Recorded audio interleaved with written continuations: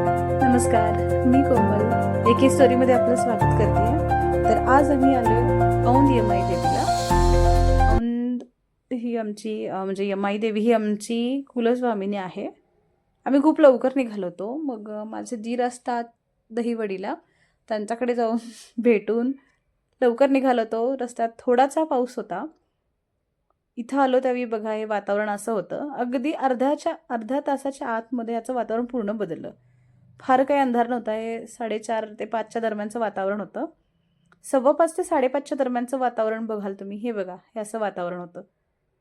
त्याच्यानंतर तर हळूहळू अंधार पडायला अगदी 6:30 वाजता जर बघत असाल, 6 वाजता बघा हे 6-6:30चं वातावरण आहे.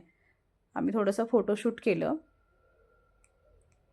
आम्ही जेव्हा जेव्हा केव्हा येत होतो तेव्हा दिवसा येत होतं, पण हे फर्स्ट टाईमच होतं. आम्ही रात्रीचं आणि पावसात आलो आहे. खूप थोडी भीती पण वाटत होती.